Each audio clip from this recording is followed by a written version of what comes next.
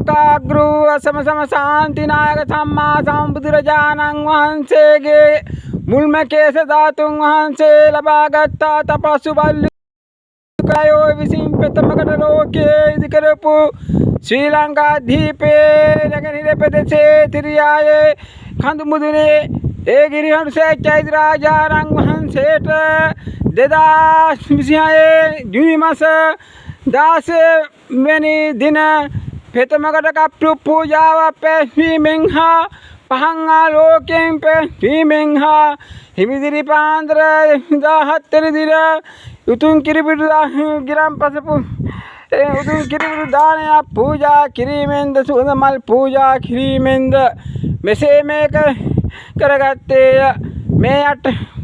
මේ සිව්වන පස්වන කප්පු පූජාවක් වන අද ප්‍රථම කප්පු පූජා මිරිසේරි චෛත්‍ය රාජාණන් වහන්සේට, දෙවන කප්පු පූජා ශ්‍රී පාදස්ථානයේ, තුන්වෙනි කප්පු පූජාව සෝමාවති චෛත්‍ය රාජාණන් වහන්සේට, හතරවෙනි කප්පු පූජාව නාගදීප චෛත්‍ය රාජාණන් වහන්සේට, පස්වෙනි කප්පු පූජාව වශයෙන් මේ ස්ථානයේ අද දින පවත්වනවා. කිරිපිඩු දාන මෙසේ පූජා කරත. ඒ වගේම මේ කරගත් පින්ද, ඒ වගේම මේ පින්කම් වලට සම්බන්ධ වුණු සියලු දෙනාටම මේ පින්කම් වලින් නිදුක් නිරෝගී සුවපත් උපදින භවයක් පාසා ඒ දේ මේ දේ නෝඩු සැප සම්පන්න ලැබේවා.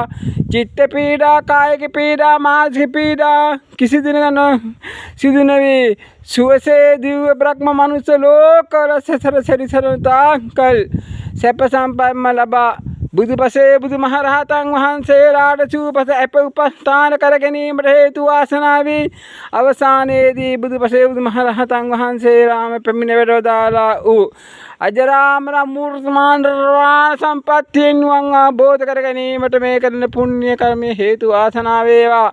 ඒ වගේ මේ වගේ විශාල පහන්නක් මුළු එරියනතුරු පලාත ආලෝකමය පස්තු වෙනවාය.